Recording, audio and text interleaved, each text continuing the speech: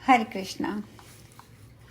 नारायण मुनि नारद जी से कहते हैं, कंस ने पूतना को बुलाकर इस प्रकार कहा, और ऐसा कहकर महाराज कंस उस राजसभा में चुप हो रहा। इधर स्वेच्छाचारिणी पूतना कंस को प्रणाम करके वहां से चल दी। उसने परम सुंदरी नारी का रूप धारण कर लिया। उसकी अंग कांति तपाए हुए स्वर्ण के समान थी।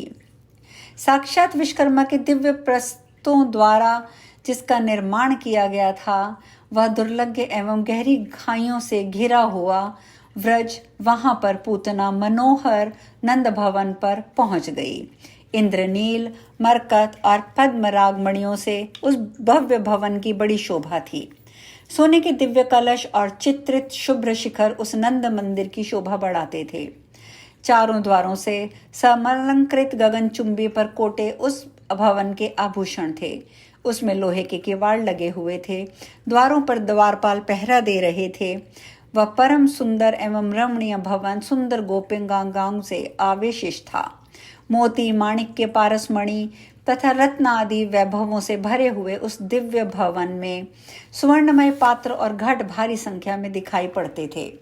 करोड़ों गौवें उस भवन के द्वार की शोभा बढ़ा रही थी। लाखों ऐसे गोपी किंकर वहां विद्यमान थे जिनका भरण पोषण नंद भवन से ही होता था। विभिन्न कार्यों में लगी हुई सहस्त्रों दासियां उस भवन की शोभा बढ़ा रही थी। सुंदरी पूतना ने अत्यंत मनोहर वेश धारण करके मंद मुस्कान की छटा बिखेरते हुए नंद मंदिर में प्रवेश किया। उसे महल में प्रवेश करती देख वहां की गोपियों ने उसका बहुत आदर किया। वे सोचने लगी, ये कमलालया लक्ष्मी अथवा साक्षात दुर्गा ही तो नहीं है जो साक्षात श्री कृष्ण का दर्शन करने आई हैं। गोपियों और गोपों ने उसे प्रणाम किया, कुशल समाचार पूछा। उसे बैठने के लिए सिंहासन दिया, पैर धोने के लिए जल अर्पित किया। पूतना ने भी गोपाल बालों की कुशल मंगल पूछी। वह सुंदरी वहां मुस्कुराती हुई सिंहासन पर बैठ गई। उसने बड़े आदर के साथ गोपिकाओं को दिया हुआ पाद्य जल ग्रहण किया। तब सब गोपियों ने पूछा, स्वामिनी तुम कौन हो? इस समय तुम्हारा निवास कहाँ है? तुम्हारा नाम क्या है? उन गोपियों के वचनों को सुनकर वह मनोहर वाणी में बोली, मैं मथुरा की रहने वाली गोपी हूँ। इस समय एक ब्राह्मण की भार्या हूँ। मेरे संदेश वाहक के मुख से मैंने ये सुना कि एक संवाद सुना कि वृद्धावस्था में नंदराय जी के यहाँ पुत्र का जन्म हुआ है। बस ये सुनकर मैं शीघ्र उस पुत्र को देखने और उसे अभीष्ट आशीर्वाद देने के लिए आ गई। अब तुम लोग नंद नंदन को यहाँ बुला लाओ, मैं उसे देखूंगी और आशीर्वाद देकर चली जाऊंगी। ब्राह्मणी का यह वचन सुनकर यशोदा जी का हृदय हर्ष से खिल उठा। उन्होंने बेटे से प्रणाम करवाकर उसे उस ब्राह्मणी की गोद में दे दिया। बालक को गोद में लेकर उस सती साध्वी पुण्यवती पूतना ने बारंबार उसका मुख चूमा और सुखपूर्वक बैठकर श्रीहरि के मुख में अपना स्तन दे दिया। साथ ही वह बोली, गोप सुंदरी तुम्हारा ये बालक अद्भुत है। यह गुणों में साक्षात नारायण के समान है। श्री कृष्ण उस विशैल स्तन को पीकर उसकी छाती पर बैठे बैठे हंसने लगे। उन्होंने उस मिश्रित दूध को सुधा के समान मानकर पूतना के प्राणों के साथ ही पी लिया। साध्वी पूतना ने अपने प्राणों के साथ ही बालक को त्याग दिया। मुने वह प्राणों का त्याग करके पृथ्वी पर गिर पड़ी। उसका आकार और मुख इतना विकराल दिखाई देता था कि शब्दों में उसका वर्णन नहीं किया जा सकता। वह उत्तान मुंह होकर गिरी थी। उसने स्थूल शरीर को त्याग कर सूक्ष्म शरीर में प्रवेश किया।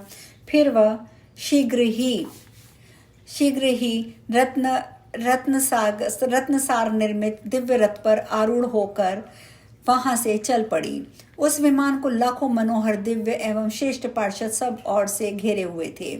उनके हाथों में लाखों चवर झूल रहे थे। लाखों दिव्य दर्पण उस दिव्य रथ की शोभा बढ़ा रहे थे। अग्निशुद्ध सूक्ष्म दिव्य वस्त्र से उस श्रेष्ठ विमान को सजाया गया था। उसमें नाना प्रकार के चित्र विचित्र मनोहर रत्नमय कलश शोभा दे रहे थे। उस रथ में 100 पहिए लगे हुए थे। वह सुंदर विमान रत्नों से तेज प्रकाशित हो रहा था। पूर्वोक्त पार्षद पूतना को उस रथ में बिठाकर गोलोक धाम में ले गए। उस अद्भुत दृश्य को देखकर गोप और गोपिकाएं चकित हो गईं। कंस भी ये सारा समाचार सुनकर बड़ा विस्मित हुआ। मुने यशोदा मैया बालक को गोद में उठाकर उसे दूध पिलाने लगी। उन्होंने ब्राह्मणों द्वारा बालक के कल्याण के लिए मंगल पाठ करवाया। नंदराय ने बड़े आनंद से पूतना के देह का संस्कार किया। उस समय उसकी चिता से चंदन, अगरू और कस्तूरी के समान सुगंध निकल रही थी। नारद जी ने पूछा, हे मुने, राक्षसी पूतना के रूप में वह कौन सी ऐसी पुण्यवती सती थी जिसने श्री हरि को स्तनपान कराया? किस पुण्य से भगवान के दर्शन करके वह उनसे परम धाम को गई? नारायण मुनि बोले, देवर्षे, बलि के यज्ञ में वामन का मनोहर रूप देखकर बलि की कन्या रत्नमाला ने उसके प्रति पुत्र स्नेह प्रकट किया था। उसने मन ही मन ये संकल्प किया था, यदि इस पुत्र के समान मेरा पुत्र होता तो मैं उसके मुख में अपना स्तन देकर उसे वक्षस्थल पर बिठाती। भगवान ने उसका ये मनोरथ भगवान से छिपा न रहा। उन्होंने इस प्रकार जन्मांतर में उसका स्तनपान किया। भक्तों की वांछा पूरी करने वाले उन कृपा निधान ने पूतना को माता की गति प्रदान की। मुने, राक्षसी पूतना ने श्री कृष्ण को विष लिपटा हुआ स्तन देकर उस द्वेष भक्ति के द्वारा भी माता के समान गति प्राप्त कर ली। ऐसे परम दयालु भगवान श्री कृष्ण को छोड़कर मैं और किसका भजन करूं? विप्र प्रवर, इस प्रकार मैंने तुमसे श्री कृष्ण के गुणों का वर्णन किया है जो पद पद पर अत्यंत मधुर है। इसके वर्णन के अतिरिक्त भी जो कुछ कृष्ण की लीलाएं हैं उनका वर्णन भी मैं तुम्हारे समक्ष करता हूँ। ये कहकर नारायण मुनि ने आगे कहना आरंभ किया। नारद, एक दिन गोकुल में सती साध्वी नंदरानी यशोदा बालक को गोद में लिए घर के कामकाज में लगी थी। उस समय गोकुल में बवंडर का रूप धारण करके तृणावत आ गया। मन ही मन उसने उसके आगमन की बात जानकर श्रीहरि ने अपने शरीर का भार बढ़ा दिया। उस भार से पीड़ित होकर मैया यशोदा ने लाला को गोद से उतार दिया और खाट पर सुलाकर वे जमुना जी के किनारे चली गईं। इसी बीच में वह बवंडर रूपधारी असुर वहां आ पहुंचा और उस बालक को लेकर घुमाता हुआ 100 योजन ऊपर जा पहुंचा। उसने वृक्षों की डालियां तोड़ दी। इतनी धूल उड़ाई कि गोकुल में अंधेरा छा गया। उस मायावी असुर ने तत्काल ये सब उत्पात किया। फिर वह स्वयं भी श्रीहरि के भार से आक्रांत हो वहीं पृथ्वी पर गिर पड़ा। श्रीहरि का स्पर्श प्राप्त करके वह असुर भी भगवत धाम को चला गया। अपने कर्मों का नाश करके सुंदर दिव्य रथ पर आरूढ़ हो गोलोक में जा पहुंचा। वह पांड्य देश का राजा था और वह दुर्वासा के शाप से असुर हो गया था। श्री कृष्ण के चरणों का स्पर्श पाके उसने गोलोक धाम में स्थान प्राप्त किया। मुने, बवंडर का रूप समाप्त होने पर भय से विहल गोप गोपियों ने जब खोज की तब बालक को शैया पर न देखकर सब शोक से व्याकुल हो गए। भय से अपनी छाती पीटने लगे। कुछ लोग मूर्छित हो गए, कितने ही फूट फूट कर रोने लगे। खोजते खोजते उन्हें वह बालक व्रज के भीतर एक फुलवाड़ी में दिखाई दिया। उसके सारे अंग धूल से धूसर हो गए। एक सरोवर के बाहरी तट पर, जो कि पानी से भीगा हुआ था, पड़ा हुआ था, वह बालक आकाश की ओर एकटक लगाए कातर होकर बोलता था। नंद जी ने तत्काल बच्चे को उठा लिया। उसका मुख देख देख के वे शोक से व्याकुल हो रोने लगे। ये सोचा। माता यशोदा और रोहिणी भी शीघ्र ही बालक को देखकर रो पड़ी। उसे गोद में लेकर बार बार उसका मुख चूमने लगी। उन्होंने बालक को नहलाया, उसकी रक्षा के लिए मंगल पाठ करवाया। इसके बाद यशोदा जी ने के नेत्रों में प्रसन्नता छा गई।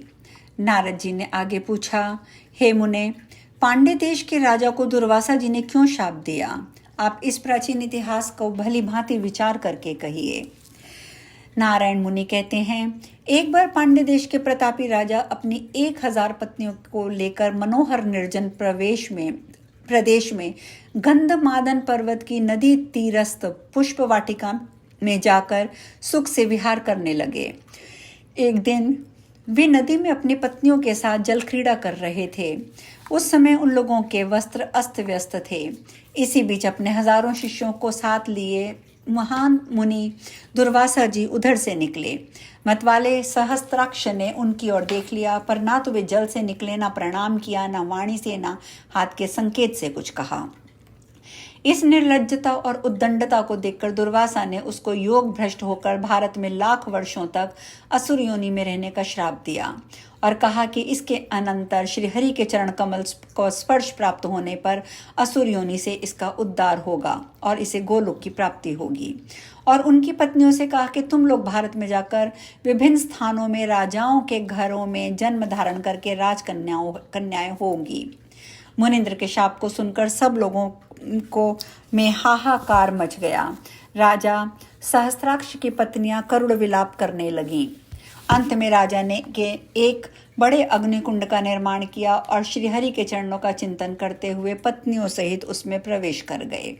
इस प्रकार वे राजा सहस्त्राक्ष ही तृणाव्रत नाम से असुर होकर हुए और तत्पश्चात श्रीहरि के स्पर्श को पाकर परमधाम चले गए। उनकी रानियों ने भारतवर्ष में मनोवांछित जन्म ग्रहण किया। इस तरह श्रीहरि का ये सारा उत्तम महात्म्य मैंने तुमसे कह सुनाया है। साथ ही मुनिवर दुर्वासा के शापवश असुर योनि में पड़े पांड्य नरेश का उद्धार का प्रसंग भी सुना दिया है। आज हम कथा में यहीं विश्राम लेंगे। आगे की चर्चा कल। हरे कृष्णा।